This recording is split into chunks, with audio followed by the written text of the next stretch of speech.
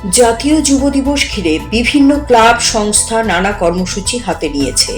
12ই জানুয়ারি স্বামীজির জন্মদিবসকে সামনে রেখে রাজধানীর দুর্গা চৌমুহনী ব্রিজের কাছে সূর্য তোরণ ক্লাবের দুদিন ব্যাপী সামাজিক সাংস্কৃতিক কর্মসূচি হাতে নিয়েছে।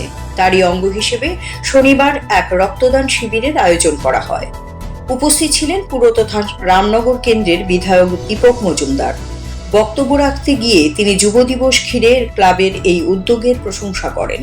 সেই সঙ্গে রক্তদানের গুরুত্ব নিয়ে আলোচনা করেন। বলেন, বিজ্ঞানের এত অগ্রগতিতেও রক্তের বিকল্প আবিষ্কার হয়নি। রক্তদান শ্রেষ্ঠ দান। যারা রক্তদান করছেন তারাই হচ্ছেন রক্তের বিকল্প। রাজ্যে 12টি সরকারি এবং 2টি বেসরকারি ব্লাড ব্যাংক রয়েছে। সেগুলিতে যেন রক্তে সংকট দেখা না দেয়, তার জন্য মানুষকে নিয়মিত রক্তদানের আহ্বান জানান মেয়র। সেই সঙ্গে রক্তদাতাদের শুভেচ্ছাও জানান। এদিকে সূর্য তরুণ ক্লাবের পক্ষ থেকে সাংস্কৃতিক অনুষ্ঠানের অঙ্গ হিসেবে বসে আঁকো, সঙ্গীত এবং নৃত্য প্রতিযোগিতার আয়োজন করা হয়েছে। 3টি বিভাগে এই সমস্ত প্রতিযোগিতাগুলো হবে।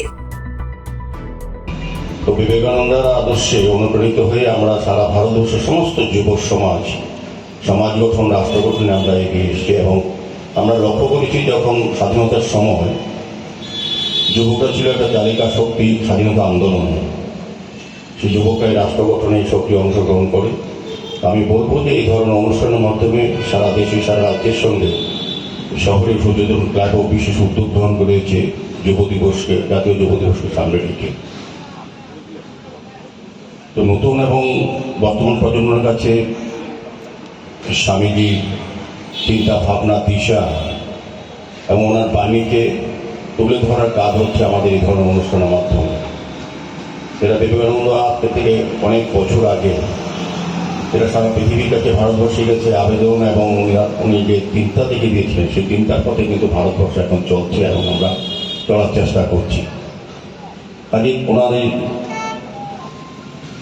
এই দিনটিকে স্মরণীয় করার জন্য সূর্য তরুণ ক্লাব কিছু সেবামূলক বা অন্যান্য কর্মসূচি গ্রহণ করেছে। তার এই অঙ্গ হিসেবে আজকে এই রক্তদান উৎসব।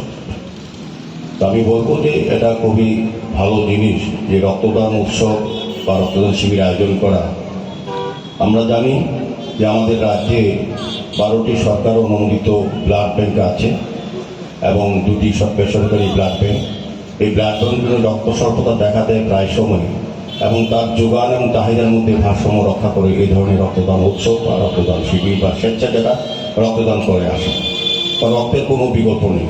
আমাদের এখানে যারা ভারতবর্ষে বড় বড় সায়েন্টিস্ট বা পৃথিবীর সমস্ত কিছু আবিষ্কার করেছেন, আমাদের ভারতীয় সায়েন্টিস্টরা মঙ্গল গ্রহে, চন্দ্র গ্রহে, সূর্য গ্রহে যাচ্ছেন, কিন্তু রক্তের বিকল্প তৈরি করতে পারছেন না। এটা সম্ভব না। রক্তের বিকল্প হচ্ছে আজকে যারা রক্ত দিচ্ছেন তারাই হচ্ছে বিকল্প। আমি যারা রক্ত দিচ্ছেন আমি বলবো তারা তাদের জীবনের শ্রেষ্ঠ কর্ম এবং শ্রেষ্ঠ মানব ধর্ম পালন করছেন। কারণ রক্ত দিলে আজকে যারা রক্ত দিচ্ছেন আমি তাদেরকে অনেক অনেক শুভেচ্ছা জানাই।